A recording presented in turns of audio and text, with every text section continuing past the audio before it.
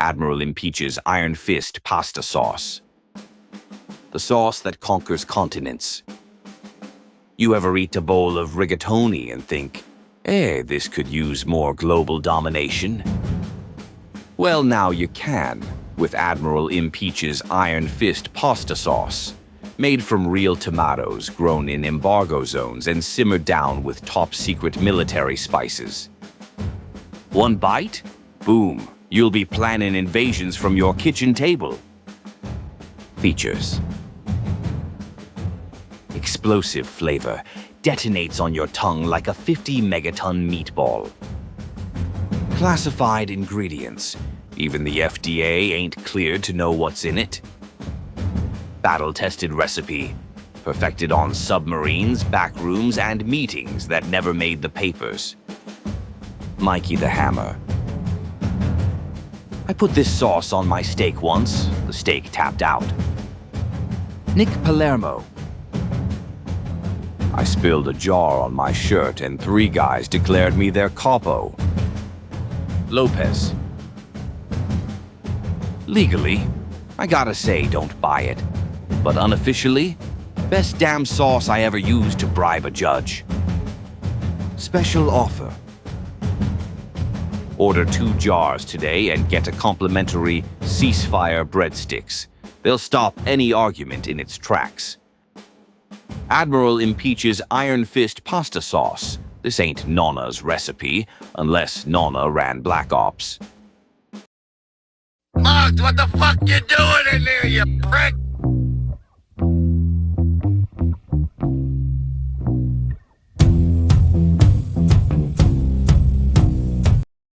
The Dallas Mob. Crime, Cowboys, and the Texas Underworld. A Pizzaverse Studios documentary. A Palermo Productions original. Written by Bambi Palermo. Narrated by Vincent DiPrio. Dallas, Texas.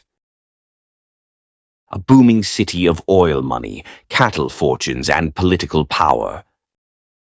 But beneath the polished surface of business deals and cowboy culture, a quieter underworld thrived. Illegal gambling. Nightclubs. Smuggling routes running across Texas. Unlike cities like New York or Chicago, Dallas never had an official mafia family. Instead, the city's organized crime scene was controlled by independent operators.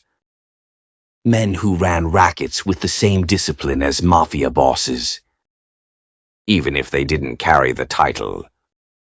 And one of the most infamous figures in Dallas history would become connected to one of the most shocking events in American history: the assassination of President John F. Kennedy. That man was Jack Ruby. Bootleggers and the birth of the Texas Underworld. During Prohibition in the United States, Texas became a major corridor for illegal liquor smuggling. Alcohol moved north across the Mexican border. Bootleggers transported whiskey through cities like Dallas, Houston, and San Antonio. These operations created the first organized crime networks in Texas. When Prohibition ended, many of the same figures simply shifted their operations into new rackets. Illegal gambling, bookmaking, vice operations. The Dallas Underworld was born. Herbert Noble, the gambling king. One of the earliest powerful figures in the Dallas criminal scene was Herbert Noble. During the 1940s and early 1950s, Noble ran one of the largest illegal gambling operations in Texas. His organization controlled underground casinos, bookmaking operations, card games across Dallas. But success brought enemies. Rival criminals and law enforcement both targeted Noble's empire. In 1951, Noble survived multiple assassination attempts, including car bombs. Eventually, the violence caught up with him. Herbert Noble was murdered in Dallas in one of the most notorious underworld killings in Texas history. Benny Binion, from Dallas to Vegas. Another key Dallas crime figure was Benny Binion. Binion ran illegal gambling operations throughout Dallas during the 1930s and 1940s. His casinos became legendary. Gamblers from across Texas flocked to his games. But Binion's career was plagued by arrests and constant legal trouble. Eventually, Texas authorities forced him out of the state. Binion relocated to Nevada. There, he opened the famous Horseshoe Casino in Las Vegas. His influence would eventually help shape the early gambling culture of the Vegas Strip. Jack Ruby, nightclubs, and the Dallas Underworld. Perhaps the most infamous Dallas Underworld figure was Jack Ruby. Ruby ran several strip clubs and nightclubs in Dallas during the 1950s and early 1960s. These establishments operated in the gray area between legitimate business and organized crime activity. Ruby had connections with local gamblers, police officers, and organized crime figures visiting Dallas. He was known to associate with mob-connected individuals and had ties to Chicago criminal networks through various contacts. But Ruby would become a permanent part of American history on November 24, 1963. 2 days after the assassination of President John F. Kennedy, Ruby walked into the Dallas police basement and shot Lee Harvey Oswald on live television. The killing shocked the nation, and it sparked decades of speculation about Ruby's connections and possible motivations. Although investigations concluded Ruby acted alone, conspiracy theories linking Ruby to organized crime have persisted for decades. Tired of your Gomar ratting you out to the feds? Sick of your capo sweating you over that missing envelope? Or maybe you just need to sleep through a sit-down like it's a spa day in Sicily. Introducing Gonezo, the only sleeping pill approved by 3 out of 5 mob doctors and 1 very tired consigliere. 1 pill and bam, like you got hit with a blackjack behind Rocco's. But you wake up fresh, no bruises, no wiretaps, and no regrets. Real customer testimony. I took Gonezo before my arraignment. Woke up in Tijuana with a new name and a suitcase full of counterfeit 20s, 5 stars. Gino the Fork Abatacola. Now with our patented forget about it formula, Gonezo erases shame, guilt, and 3 to 5 hours of your last regrettable night at the Velvet Lounge. Warning, side effects may include sudden urges to flee the country, thinking you're bulletproof, marrying your Gumar's cousin during a blackout in Atlantic City. Ask your bookie if Gonezo is right for you, or don't. He's probably already on it. Gonezo, sleep like you ain't got priors. National organized crime connections. Even though Dallas lacked an official mafia family, organized crime figures from other cities maintained connections in Texas. One of the most powerful organizations with influence across the Midwest and South was the Chicago outfit. Under leaders like Tony Accardo, the outfit maintained relationships with gambling operators throughout the country. These connections helped facilitate illegal betting networks that stretched across multiple states. Dallas became one of several cities where independent operators cooperated with larger organized crime groups. The decline of the Dallas Underworld. By the 1960s and 1970s, federal investigations into organized crime intensified across the United States. New legal tools, including the Racketeer-Influenced and Corrupt Organizations Act, allowed prosecutors to target entire criminal organizations. Illegal gambling operations across Texas began to decline. Many longtime rackets were dismantled, and the traditional Dallas underworld slowly faded. But its legacy remained tied forever to one of the most dramatic moments in American history: the killing of Lee Harvey Oswald by Jack Ruby.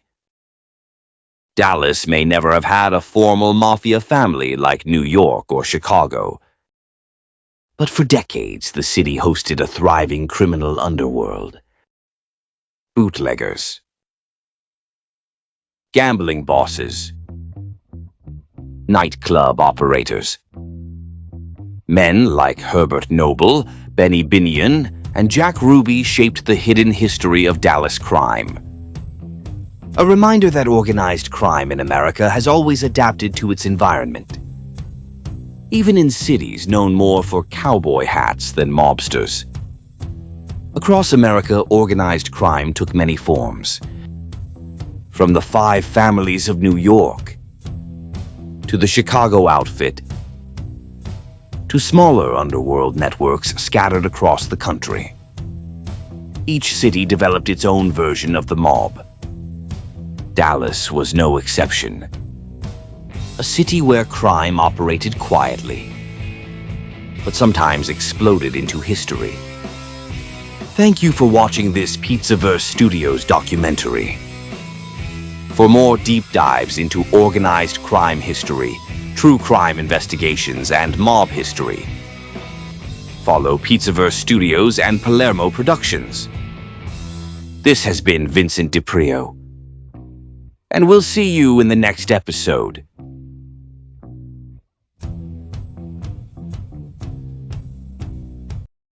Forget about it, Flex Tape. Because problems disappear permanently. You ever got a problem that just won't shut the hell up? A leak. A squeak. A guy asking too many questions. You could call a professional, or you could handle it like a professional. Introducing Forget About It Flex Tape. The only industrial strength tape trusted by contractors, dock workers, and guys who don't exist on paper. What does it fix? Leaky pipes? Forget about it. Cracked boats? Forget about it. Broken chairs? Forget about it. Loose floorboards in the trunk? Sure, Nadia Rainmud, you didn't hear that from me. This ain't tape. This is silence. Science-ish explanation. They say it's made with military-grade adhesive polymers. What I say is, once it sticks, it doesn't let go. Rain, snow, salt water, acid rain from Jersey. This thing holds tighter than a consigliere with a secret. Sun-grown teeth. I had a situation. I used Forget About It Flex Tape. Now I sleep great. Frank Pecoraro.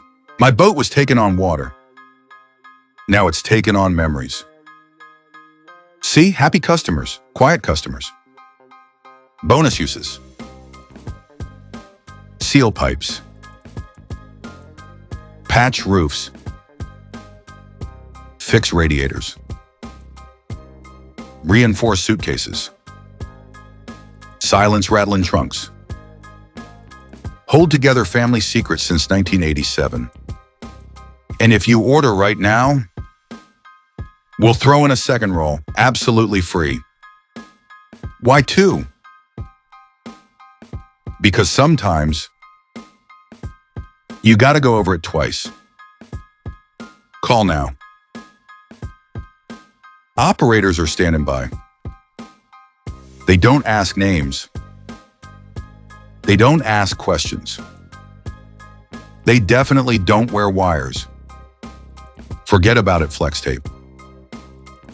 When the problem needs to stop, and stay stopped.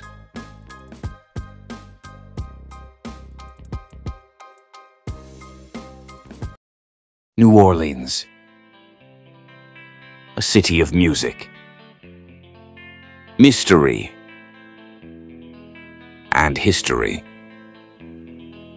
For more than a century, the Crescent City has been home to one of the oldest organized crime traditions in America. Long before the mafia families of New York rose to power, New Orleans had already become a gateway for Sicilian immigrants bringing the traditions of La Cosa Nostra to the United States. By the early 20th century, organized crime had already taken root in the city's docks, markets, and gambling halls. But the real power of the New Orleans Mafia would emerge decades later, under one man, Carlos Marcello. Quiet, patient, ruthless. Marcello built a criminal empire stretching across Louisiana, Texas, and the Gulf Coast. Gambling, loan sharking, smuggling, and powerful political connections that allowed his organization to operate for decades. But Marcello's influence extended far beyond New Orleans. Federal investigators would later suspect his organization of involvement in one of the most shocking events in American history: the assassination of President John F. Kennedy. A theory that continues to spark debate to this day. Through decades of investigations, wiretaps, and federal prosecutions, the hidden empire of the New Orleans Mafia slowly began to unravel. But the full story of Carlos Marcello's power and the secrets of the Gulf Coast underworld are only now being revealed. The New Orleans Mafia, Carlos Marcello and the Empire of the Gulf. A Pizzaverse Studios documentary. A Palermo Productions original documentary. Coming soon.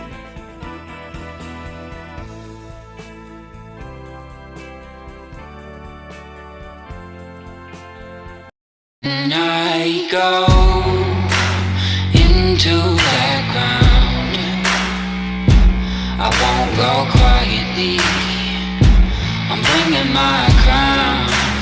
When I go into that ground, oh, they gotta bury me face down. From the rubble, what do I see? There's a whole damn army thinking that they're gonna harm me, saying that I'll never get free. Oh, I got troubles, they won't let me be. But I won't get tired, set the town on fire till my troubles got trouble with me. Thinking that they've won, it's only just begun. When I go into that ground, I won't go quietly. I'm bringing my crown. And when I go into that ground, oh, they gotta bury me face down.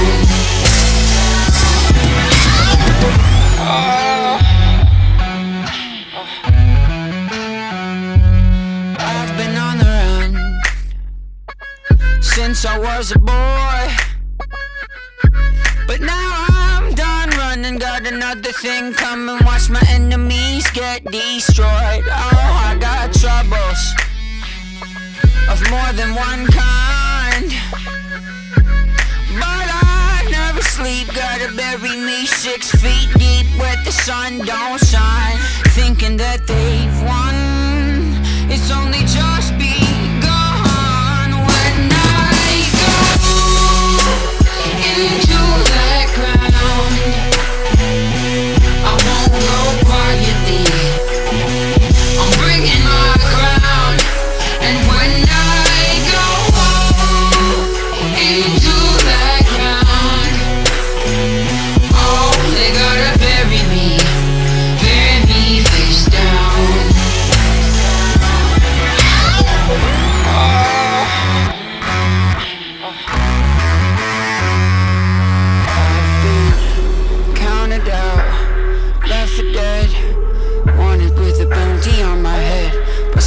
somehow, some way, I'ma keep moving along, moving along. Been counted out, left for dead, wanted with a bounty on my